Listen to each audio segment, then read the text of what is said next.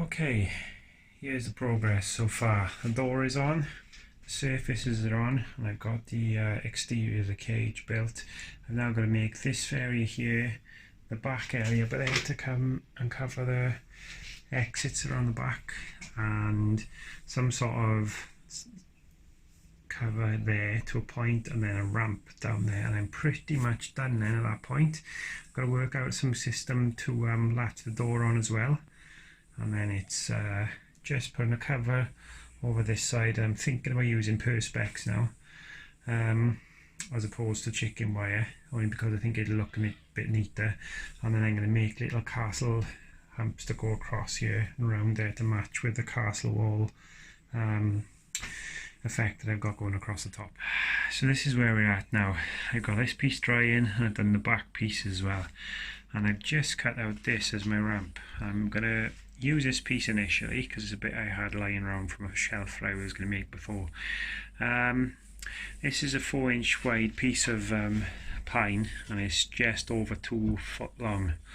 So I'm hoping that that's a shallow enough angle for them to climb up. So what I'm going to do now is I'm going to install it on there, and I'm going to cut out a notch in the bottom so that it's flat on the bottom there as well, and that should give them a nice shallow ramp up onto the second floor. So because I hear guinea pigs don't like to climb steep angles, and I'll probably put some kind of side on it then as well, just to give it a bit of a boost, make sure they don't fall off the edge. I've had a chance to think about this build, and I'm going to make a few changes before I finish off here.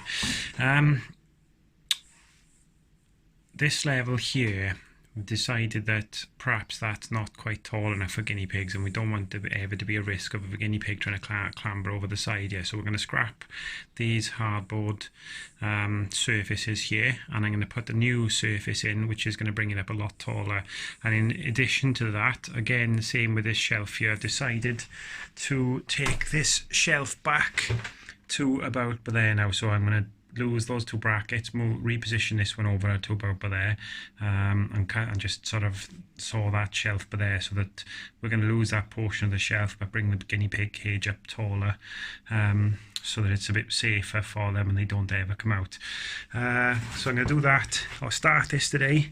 I've still got to construct a barrier here, and I've still got to finish off the ramp as well, and then I'm going to give the new sides that I build here a lick of paint as well. I'm going to continue with the castle theme. In fact, I may use these pieces as a template if they come off well enough. Obviously these are glued on, so I don't know how well they're going to come off there, but I'm going to change the door as well, because I've bought a thicker piece of hardwood to go there instead of it, and it's going to be sort of about this height then. I haven't measured the exact measurements. I've cut out new pieces now which are much bigger to make a sort of a higher top so that the guinea pigs can't come over. I'm going to chop out these bits here now to give it more of a castle effect on all of them, and then following that I'm going to go around the rest of the cage and make little bits of wood this size to give like a castle effect around the main sort of open area of the cage, using that geriatric chop saw there, so I'm hoping it still works. The last time I did this with the smaller pieces, it was thin enough that I could use a flat bladed screwdriver and knock through, but this wood is significantly thicker, so the only way that I have to do that is to use a jigsaw. And what I'm doing is I'm cutting the straight edges, and then I'm going in at an angle, and with the jigsaw the blade's thin enough that you can turn as you work, and I've worked into the corner there now. And what I'm going to do now is come from this angle then and cut that way, which will eventually give me the straight edge that I need then, and I'll do the same for all 4 and for the rest of them. Right, I've just finished sawing with my geriatric chop saw. In fairness, it's still going strong after all these years, despite being terrifying. Managed to chop these bits up in seconds, which would have taken me ages with a normal wood saw. So I'll just show you what roughly I'm going to do next. That's them in place. They're only pushed on at the moment. I'm going to get them back off now and give them a good sand. Where the screws are then, I'm going to cut little dents in the bottom of them, and so that they'll sit nicely over the tops of the screws. Glue them all down. I've also cut the tops out now on these bits to match, so these are going to be glued down next, and it'll be ready for paint then. Okay, next part of the project then.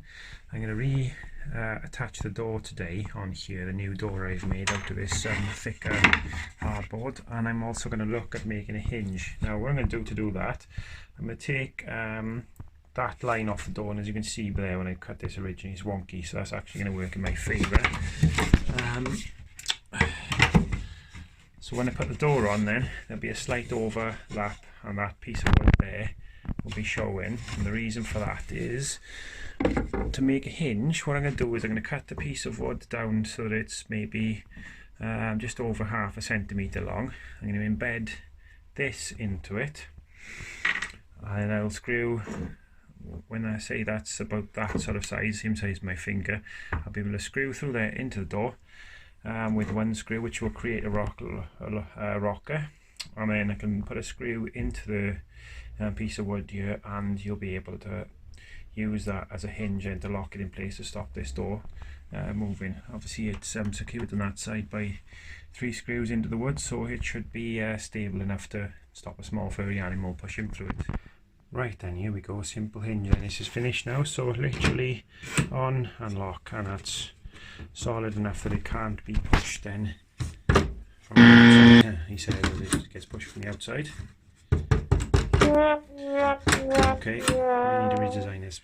Okay, so this is my answer to the door hinge, and I've used quite a long brace bar.